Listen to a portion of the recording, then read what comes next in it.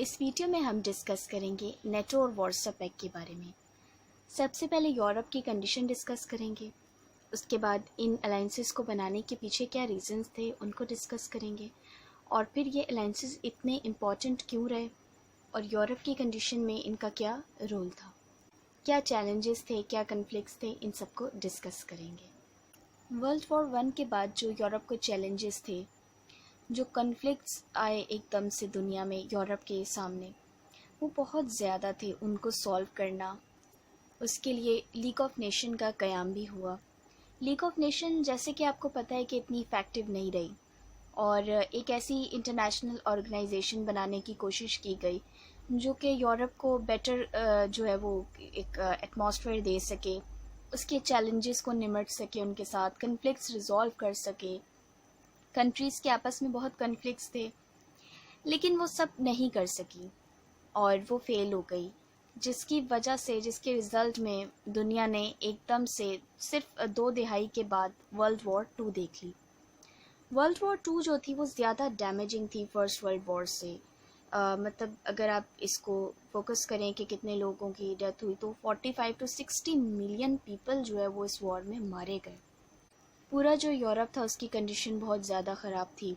Hitler ने जो है फाइनल सॉल्यूशन के नाम पे जो है वो हॉलोकॉस्ट किया, जिसमें तकरीबन 6 मिलियन यहूदी मार दिए, और इसी तरह और बहुत सारे इंटरनेशनल कॉन्फ्लिक्ट्स थे जो हुए इस टाइम में वर्ल्ड वॉर के ड्यूरेशन में। पर्ल हार्बर का वाक़या और उसके बदले में जो अमेरिका ने जापान के साथ किया, तो ये सारी चीज़ें थीं जो सेकेंड वर्ल्ड वॉर में हुए। ये सारे इवेंट्स थे जिसके बाद यूनाइटेड नेशन और बहुत सारे डिफरेंट कंट्रीज़ ने मिलके यूनाइटेड नेशंस का भी क़याम किया, यानी यूनाइटेड एक ऐसी ऑर्गेनाइजेशन बनाई गई जो लीग ऑफ नेशन से ज़्यादा इफ़ेक्टिव थी। उसे बहुत हाई लेवल पे सक्सेसफुल बनाने के लिए कंट्रीज़ ने जो है उसे एक सॉवरेन पावर बनाने के लिए और वर्ल्ड में एक सोल जो है वो ज़्यादा उसको पावर देने के लिए बहुत सारे जो है वो कॉन्फ्रेंसेस किए और बहुत ज़्यादा उसे जो है वो इम्पोर्टेंस देने की कोशिश की। तो ये जो है सेकेंड वर्ल्ड वॉर के बाद के सर्कमस्टांसेस थे। कंट्रीज़ जो है बहुत ज़्यादा फियर फील करी थी। दूसरा, सेकेंड वर्ल्ड वॉर के बाद एक बहुत जो इम्पॉर्टेंट चीज़ आपको बताने की है वो ये है कि दुनिया ने जो है वो पावर का जो शिफ्ट है वो देखा। सेकेंड वर्ल्ड वॉर से पहले बहुत सारे ब्लॉक्स थे दुनिया में, बहुत सारे छोटे छोटे पावर्स थे जो कि ऑफ कोर्स एक बड़े पावर ब्लॉक्स थे। लेकिन सेकेंड वर्ल्ड वॉर के बाद, क्योंकि बैलेंस ऑफ पावर शिफ्ट जो था पावर का वो चेंज हो चुका था, उसमें शिफ्ट आ चुका था।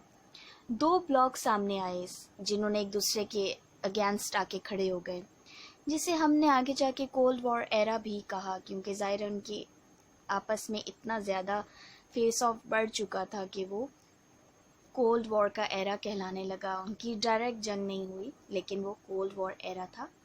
तो 2 ब्लॉक्स जिनके बारे में हम बात कर रहे थे वो थे यूनाइटेड स्टेट्स ऑफ अमेरिका एक side and on the other hand Soviet union.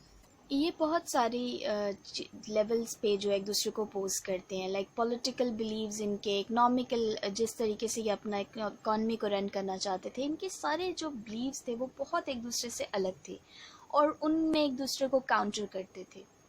जी, तो अब मैं आपको नेटो बताती हूँ कि ये क्यों फाउंड किया गया, इसके क्या रीजंस थे इस मिलिट्री अलायंस को बनाने के पीछे।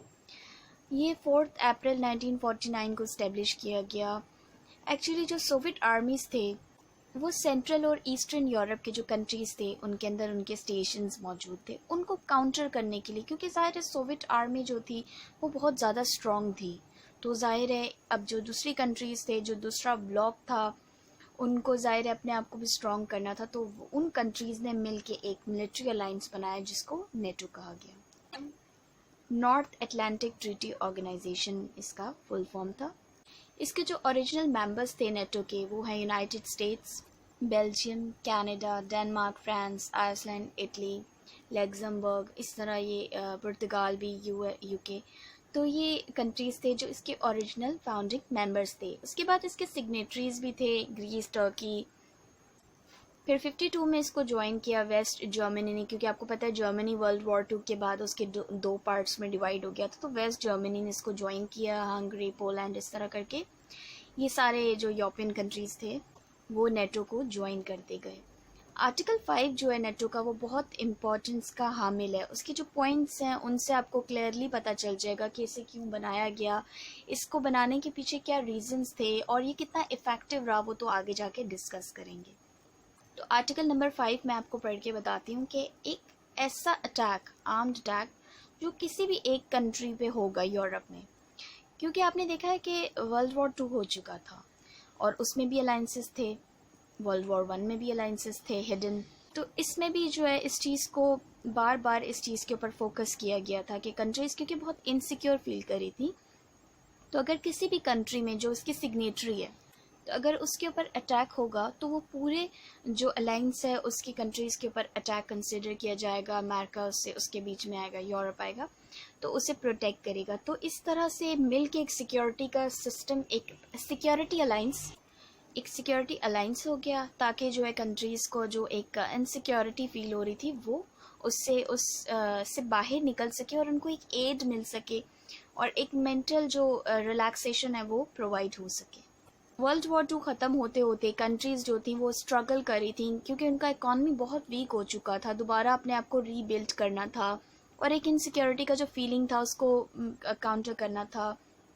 एड चाहिए थी उनको, क्योंकि उन्होंने ऑलरेडी वॉर में बहुत कुछ खोया था, ह्यूमन पावर्स खोया था, इकॉनमी बहुत वीक हो गई थी और बहुत सारे जो सेटअप्स थे वो बहुत आउट हो गए थे कंट्रीज़ के, तो उन सब के लिए उनको एड चाहिए थी।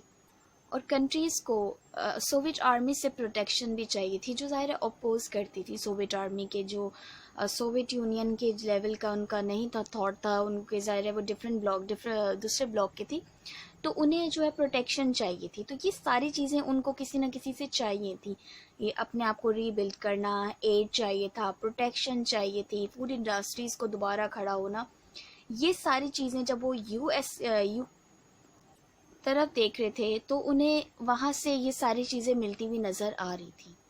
और उनका ये गोल भी था, बिकॉज आपको पता है यूके का ये गोल था, यूएस का गोल था कि कम्युनिस्ट ब्लॉक जो है उसको, उसके एक्सपेंशनिज्म को रोका जा सके और जो कैपिटलिज्म है उसे ऑफ कोर्स प्रवान चढ़ाया जाए, उसे रोक दिया जाए। तो ये सारे जब गोल्स जो कंट्रीज़ थे वो पूरे उनके हो रहे थे, अमेरिका ने एक मार्शल प्लान भी दिया जिसमें एड्स रीबिल्ड करने के लिए यूरोप को फैसिलिटेट किया इकनॉमिकली। और जो वेस्टर्न यूरोपियन कंट्रीज़ थी वो ये चाहती थी कलेक्टिव सिक्योरिटी अलाइंस बनाया जाए, ताकि वेस्टर्न कंट्रीज़ हैं जो यूरोप की, जो कि सोवियत आर्मी से बहुत ज़्यादा फेयर फील करी थी और उनसे बिल्कुल उनको अपोज करती थी, तो उन्होंने गैदर की सारा ये सेटअप बिल्ड किया और फर्दर आगे जाके फिर जो है वो मिलिट्री अलाइंस ये बनाया गया, नेटो।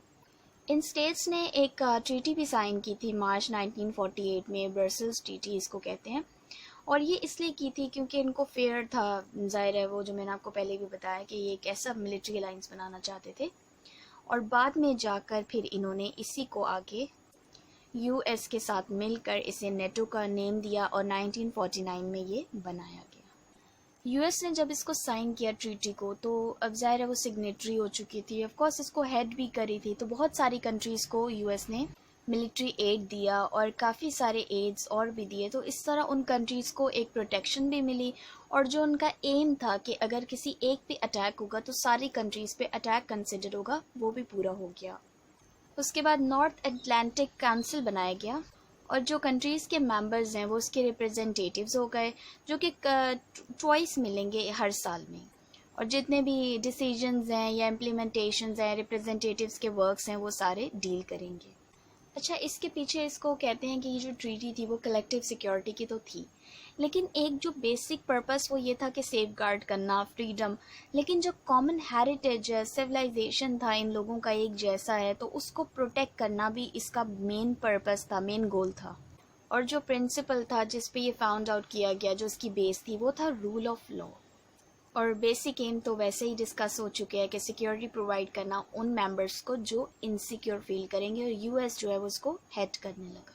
बस ये था नेटो के बारे में डिटेल डिस्कशन, इसको अच्छे से पढ़ लीजिए, मैंने रिटन स्लाइड्स भी इसलिए बनाए। तो अब हम डिस्कस करते हैं वार्सो पैक्ट के बारे में, क्योंकि नेटो डिस्कस किया है तो वार्सो पैक्ट भी डिस्कस होना चाहिए, दोनों काउंटर कर रहे थे एक दूसरे को। तो ये एक ऐसा पैक्ट था जो कि ऑफ कोर्स सोवियत यूनियन ने बनाया अपनी जो उसके असिस्टेंसी कंट्री थे जो उसके अंडर थे, उनके साथ जो जिनके साथ उसका अलाइंस था उन कंट्रीज़ के साथ मिलके बनाए। कंट्रीज स्टार्टिंग में कम थे लेकिन बहुत सारे कंट्रीज़ ने आगे जाके इसको ज्वाइन भी किया। तो अब डिस्कस करते हैं वार्सो पैक्ट, एक ऐसा ट्रीटी जिसको कॉपरेशन, फ्रेंडशिप और म्यूचुअल असिस्टेंस पे बना था, ये इसका बेस कहते हैं। लेकिन ऑफ कोर्स वो भी जो कंट्रीज़ इनसिक्योर फील करी थी वो जो है वार्सो पैक्ट के अंडर आ गई। यूरोप के दूसरा जो नेटो था उससे ऑफ कोर्स इनसिक्योर फील करी थी तो वो इसको ज्वाइन कर चुकी थी। 3 दिन इसके ऊपर डिस्कशन होती रही और जाकर फिर फाइनली कंक्लूड किया गया और ये कहा गया कि जो वेस्टर्न पावर्स हैं, दूसरी कंट्रीज़ ने जो एक अपना अलायंस बनाया तो उसको काउंटर करने के लिए हम भी एक मिलिट्री अलायंस बनाएंगे और नॉर्थ अटलांटिक ट्रीटी ऑर्गेनाइजेशन को काउंटर करना इसका बेसिक मकसद था। इसमें जो सिग्नेटरी थे वो 7 स्टेट्स थे। सोवियत यूनियन ऑफ कोर्स इसको हेड कर रहा था, लेकिन क्योंकि चाइना भी कम्युनिज्म जो है वो उसकी बेस है और कम्युनिस्ट कंट्री है, उसके बावजूद वो इसका पार्ट नहीं था। लेकिन as an observer member it was present in this discussion of 3 days। जैसे कि मैंने आपको बताया कि शिफ्ट इन पावर हुआ था, एक ब्लॉक अलग स्ट्रांग हो गया, दूसरा ब्लॉक में दोनों के पावर्स बहुत ज़्यादा हो गए थे तो जाहिर है उनके आप बीच में कॉन्फ्लिक्ट ही था। तो उसी फेयर के भी रीज़न में जो है वो ये दोनों मिलिट्री अलाइंसेस बनाए गए और कभी भी डायरेक्ट फाइट तो उनके बीच में नहीं हुई, कोल्ड वॉर एरा भी आया। लेकिन ये जो अलाइंसेस थे इनसे साफ पता चलता है कि दोनों के जो जितने भी सपोर्टिंग मेंबर्स थे या डिफरेंट कंट्रीज़ थे जो इनके साथ मिले हुए थे वो कितना फेयर फील करते थे दोनों ब्लॉक्स से। स्टार्टिंग में जो है वो mutual defence treaty Soviet union ने साइन की वार्सो पैक्ट बनाने के लिए। अब वार्सो पैक्ट जो है वो उसका नाम रखा गया, एक्चुअली इसका रीज़न ये था कि सोवियत इसको बनाने के पीछे जो मेन मकसद वो कुछ ज़ाहिर है यही था कि सोवियत का जो आर्मीज थी वो काफ़ी स्ट्रॉन्ग थी और उनके हाथ में कंट्रोल दे दिया जाएगा ये 7 सिग्नेटरीज का कि इनकी जो मिलिट्री पावर है वो सोवियत के हाथ में होगी और कभी भी इनके खिलाफ कोई अटैक होता है या नेटो के जो मेंबर स्टेट हैं अगर वो इनके खिलाफ अटैक करते हैं तो सोवियत आर्मी उनको आके प्रोटेक्ट करेगी। और ये भी बात है कि जो सोवियत यूनियन के कंट्रोल में उसके कंट्रीज़ थे, उनको सैटेलाइट्स थे, तो उनको भी स्ट्रेंथन किया जाएगा, एक स्टेप लिया जाएगा और कोई भी इनको प्रॉब्लम होगी तो सोवियत आर्मी, सोवियत यूनियन उनकी हेल्प और प्रोटेक्शन के लिए आएगी। 49 में नेटो फाउंड किया गया और फिर 14 मई 1955 में इसको साइन किया गया। क्योंकि ये वार्सा में साइन किया गया इसलिए इसका नाम भी वार्सा ही रख दिया गया जो कि पोलैंड का कैपिटल है। एक और रीज़न भी कहते हैं कि ये क्यों बनाया गया, क्योंकि वेस्ट जर्मनी ने जो है वो एक रिएक्शन भी था क्योंकि वेस्ट जर्मनी ने जो है वो नेटो ज्वाइन कर लिया था तो ये भी इनके लिए एक बहुत ज़्यादा प्रॉब्लम की बाइस थी। दोनों पैक्ट्स का हम जो है कंप्लीट कंपैरिजन भी करेंगे और अभी लास्ट में वार्सा पैक्ट के बारे में आपको बताती हूँ कि 1991 में जो है वो इसको एंड कर दिया गया और एक फाइनल मीटिंग हुई वार्सा के उसमें कंट्री कैपिटल में और वहाँ पे इस पैक्ट को जो है वो ऑफिशियली इसको ख़त्म कर दिया गया और उसके बाद जितने भी इसके सैटेलाइट मेंबर्स थे वहाँ से आर्मी भी निकाल ली गई सोवियत यूनियन की, बिकॉज सोवियत यूनियन कोलैप्स हो रहा था बिल्कुल। और 1 जुलाई 1991 को जो है वो जब ये ख़त्म किया गया तो जितने भी ईस्टर्न और वेस्टर्न यूरोप के कन्फ्लिक्ट्स थे उनको भी काफ़ी हद तक जो है वो कन्फ्रंटेशन उनकी एंड की गई। कोल्ड वॉर का जो एरा था उसमें कितनी टेंशन इंक्रीज़ हुई दोनों ब्लॉक्स के बीच में, यूनाइटेड स्टेट्स और सोवियत यूनियन के बीच में, एक तरफ ईस्टर्न ब्लॉक और दूसरी तरफ वेस्टर्न ब्लॉक। इस ये जो एरा था इसको कोल्ड वॉर कहा गया बिकॉज ये डायरेक्टली फाइट नहीं कर रहे थे, एक कंपटीशन था, ग्लोबल डोमिनेंस चाहिए थी, गवर्नेंस चाहिए थी, कंट्रीज जो है वो अलाइंसेस बना रहे थे, बहुत फियर था लेकिन डायरेक्टली फाइट नहीं कर रहे थे। बहुत सारी चीज़ों में कंपटीशन था, हर चीज़ थी, कन्फ्लिक्ट्स भी थे, चैलेंजेस भी थे, लेकिन एक डायरेक्ट जो मिलिट्री फाइट होती है वो नहीं थी। बहुत सारी प्रॉक्सीज में इन्वॉल्व थे दोनों ब्लॉक्स डायरेक्टली। ज़ाहिर है आइडियोलॉजिकल डिफरेंस थे इनके, एक कम्युनिस्ट ब्लॉक था, दूसरा जो है वो कैपिटलिस्ट ब्लॉक था। दोनों ने जो है स्ट्रॉन्ग मिलिट्री अलाइंसेस बनाए एक दूसरे को काउंटर करने के लिए, न्यूक्लियर वेपन्स बनाए, बहुत सारी ऐसी चीज़ें की। इस एरा में बहुत तरक्की भी हुई कोल्ड वॉर एरा में और इसमें मास डिस्ट्रक्शन वेपन्स भी बनाए गए जो कि आगे जाके इनका बहुत ज़्यादा बड़ी तादाद में यूज़ भी हुआ। ये कोल्ड वॉर का जो एरा है वो यूएसएसआर के डिसइंटीग्रेशन के साथ ख़त्म होता है, जो कि दिसंबर 1991 में हुआ। और यूनाइटेड स्टेट्स ऑफ अमेरिका जो है वो आपको पता है कि फिर ओनली सुपर पावर वर्ल्ड में रह गया टिल नाउ, और अब इसे चाइना काउंटर करता है और भी बहुत सारे कंट्रीज़ काउंटर करते हैं। तो अब हम नेटो और व्हाट्सएप को कंपेयर करते हैं, देखते हैं कि इनके बीच में कंपैरिजन में क्या निकल के आता है और ये कैसे एक दूसरे को काउंटर करते रहे। तो मैंने आपको कोल्ड वॉर एरा भी समझा दिया, थोड़ा एक हाईलाइट हो गया आपके माइंड में, क्योंकि अब जब हम इन दोनों के पैक्ट्स को काउंटर करेंगे तो हमें अंडरस्टैंड करना आसान होगा, क्योंकि सर्कमस्टांसेस पता होंगे तो हम ज़्यादा अच्छे से चीज़ों को अंडरस्टैंड कर सकते हैं। ये दोनों जो है वो बहुत सारी चीज़ों में एक दूसरे का मिरर इमेज कहते थे इनको, यानी कि दोनों के बिल्कुल सेम आइडियाज़ थे, दोनों का रीज़न भी सेम था बनने के। लेकिन एक रीज़न है कि देखिए ये दोनों एक दूसरे का जो एग्रेशन था उसको डिफेंड करते थे। कैपेबिलिटीज़ में दोनों बहुत स्ट्रॉन्ग थे, बहुत आगे थे, और कंट्रीज़ को जो इनके अलाइज थे उनको बहुत अच्छे से प्रोटेक्ट करे थे। दोनों जो थे कंट्रीज़ थे, दोनों ब्लॉक्स थे, दोनों ने politically, social stability, economic, human resources, industrial and technological resources और मिलिट्री भी ऑफ कोर्स, इन सब में अपनी जो अलाइज थे उनके साथ वर्क किया मिल के। और क्योंकि ये एक एरा कंपटीशन का था तो उसमें इन सारे फैक्टर्स को रखते हुए इन सब चीज़ों में बहुत ज़्यादा कम्पीट किया एक दूसरे को। तो इस तरह ये ब्लॉग्स जो है ना, दोनों ने बहुत ज़्यादा इस एरा में एक दूसरे को काउंटर किया। कम्युनिज्म बहुत जो है ना जल्दी से फैल रहा था यूरोप में, तो उसको स्टॉप करने के लिए भी ये ब्लॉक जो है वो बहुत ज़्यादा इफेक्टिव हो रहा था, वर्क कर रहा था। और क्योंकि कैपिटलिस्ट कम्युनिस्ट को थ्रेट समझ रहे थे और सेम दोनों ब्लॉक्स एक दूसरे को अगेंस्ट जा रहे थे, तो ये भी एक आइडियोलॉजिकल डिफरेंसेस भी जो है ना इसको बनाने के पीछे बहुत बड़ा रीज़न था। और कंट्रीज़ के जितने अलाइज बढ़ेंगे, अगर कैपिटलिस्ट बढ़ते रहेंगी कंट्रीज़, तो ऑफकोर्स कम्युनिस्ट के लिए वो एक बहुत बड़ा थ्रेट है और डोमिनेंस बढ़ जाएगी कम्युनिस्ट कंट्रीज़ की। तो इसको भी रोकना, इसके अगेंस्ट चले जाना, ये सारे इसके जो है वो मेन रीजंस रहे। आर्म रेसेस बहुत ज़्यादा बढ़ गई इस एरा में, कोल्ड वॉर के साथ ही वो एंड हुई फिर जाके। और दोनों का जो एक कोर इम्पॉर्टेंट पॉइंट था वो ये था कि जो कलेक्टिव सिक्योरिटी है वो किसी एक के हाथ में होगी। तो सेम एज एन, एक सोवियत ब्लॉक आर्मी इसके पास थी, दूसरे की यूएस के पास। व्हाट्सएप पैक के जो मेंबर्स थे, ऑफ कोर्स वो कम्युनिस्ट ब्लॉक थे, कम्युनिस्ट उसके जो मेंबर्स थे वो सब थे। अब उनको अगर इंटरनल थ्रेट भी आ रहा था तो सोवियत आर्मीज आके, ट्रूप्स आके उनको प्रोटेक्ट करते थे। लाइक हंगरी में हुआ, वहाँ पे जाके इंटरनली सोवियत ट्रूप्स ने जाके उस थ्रेट को रोका और वहाँ पे उसके अगेंस्ट फाइट की और उनको इंटरनली भी प्रोटेक्शन दी। तो ये जो है ना चीज़ थी, जिस तरह कंट्रीज़ जो है ना इंटरनल जाके ट्रूप्स जो है प्रोटेक्शन दे रहे थे कंट्रीज़ को। यूएसए की वजह से, क्योंकि यूएसए की पावर बहुत ज़्यादा थी, यूएसए इकोनॉमिकली बहुत ज़्यादा स्ट्रॉन्ग था, उसके हर लेवल पे वो बहुत ज़्यादा आगे बढ़ चुका था, अपनी बहुत तरक्की हो गई थी यूएस में। तो जब उसने नेटो को ज्वाइन किया 49 में और उसे एक जो है एक ज़्यादा और ताकत दे दी गई और ज़्यादा कंट्रीज़ ने उसके ऊपर जो है वो अपना कंट्रोल दे दिया यूएस को, तो इस वजह से नेटो जो है वो यूएस के बाद बहुत ज़्यादा पावरफुल हुआ।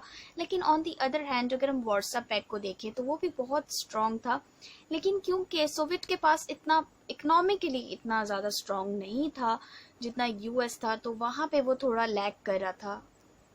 नेटो और व्हाट्सएप पैक दोनों के जो पैक्ट्स थे, ये रेगुलर टाइम में जो है वो मिलिट्री एक्टिविटीज़ कैरी करते थे और सबसे ज़्यादा नेटो जो है वो एक्टिव था इस मामले में और बहुत ज़्यादा एक्टिवली जो है वो मिलिट्री एक्टिविटीज़ कैरी करते थे। सोवियत ब्लॉक थोड़ा सा इस मामले में कम था, लेकिन नेटो काफ़ी जो है उनके जो अलाइज थे वो बहुत ज़्यादा कैरी करते थे और बहुत ज़्यादा प्रैक्टिस रहते थे, एक्टिव रहते थे, बिकॉज उनको काफ़ी थ्रेट फील होता था, इसीलिए वो काफ़ी इसको कंटिन्यू रखते थे। और सबसे ज़्यादा फोकस ये रहता था कि कोई कन्फ्लिक्ट यूरोप में ना छिड़ जाए और उसे कैसे काउंटर किया जाएगा, क्या स्ट्रैटेजीज होंगी, ये भी प्रिपेयर की जाती थी दोनों पैक्ट्स में। दोनों एक दूसरे से इस हद तक एक दूसरे के अगेंस्ट आने लगे कि जो बड़े बड़े हथियार थे बनाना, सप्लाई करना, हायर करना, बनाना, इतना ज़्यादा एक दूसरे के अगेंस्ट खड़े होने लगे कि एक डिज़ायर रहती थी दोनों पैक्ट्स के बीच में कि अर्जेंट जो है सबसे बड़ा वेपन वो बाय कर लें, बना लें। और ये कोल्ड वॉर का एरा था ज़ाहिर है, तो इसमें दोनों का जो आपस में एक डिफरेंस था, वो एक दूसरे के अगेंस्ट फियर था दोनों की, वो बहुत ज़्यादा बढ़ गया था।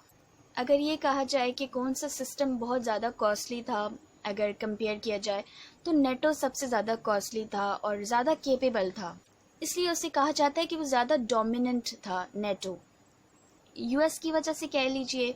लेकिन दूसरे हाथ पे जो वार्सा पैक्ट था वो इतना dominant, of course it was dominant, लेकिन it was not more than that much costly. Finally जो है वार्सा पैक्ट 1 जुलाई 1991 को एंड हो जाता है, लेकिन बिकॉज सोवियत यूनियन जो है, सोवियत ब्लॉक है, वो उसकी डिसोल्यूशन हो जाती है और ये भी इसके साथ इख्तिताम हो जाता है और ये कोल्ड वॉर का एरा भी अपने एंड पे आ जाता है। तो इस तरह जो है इन अलायंसेस ने, ये पावर जो थे, दोनों सुपर ब्लॉक्स थे, इन्होंने आपस में कॉम्पीट किया, मिलिट्री अलायंसेस बनाए, हर एस्पेक्ट जो थे लाइफ के उसमें कॉम्पीट किया, पॉलिटिकल मिलिट्री कैपेबिलिटी स्ट्रॉन्ग की, इकोनॉमिक अपना अच्छा किया, बल्कि जो इनके अलाइज थे उनको भी बहुत ज़्यादा उनकी इकॉनमी अच्छी की, उनको स्ट्रेंथन किया, उनके टेक्नोलॉजिकल रिसोर्सेज एडवांस किए और भी बहुत सारे फील्ड में कॉम्पीट किया। और फाइनली जाकर ये जब इनके जो आइडियोलॉजीज़ थे, पॉलिटिकल, इकोनॉमिक, कल्चर, ये वॉर जो थी वो कोल्ड वॉर एरा के बाद ख़त्म हो गई और इस तरह जो है यूनाइटेड स्टेट्स ऑफ अमेरिका सिर्फ एक सुपर पावर बन के वर्ल्ड में रह गया। तो ये लेक्चर का एंड था। इसी के साथ मैं वीडियो को एंड कर रही हूँ। चैनल को सब्सक्राइब कीजिए, बेल आइकन प्रेस कीजिए ताकि आपको हर वीडियो की नोटिफिकेशंस मिलते रहिए। Thank you.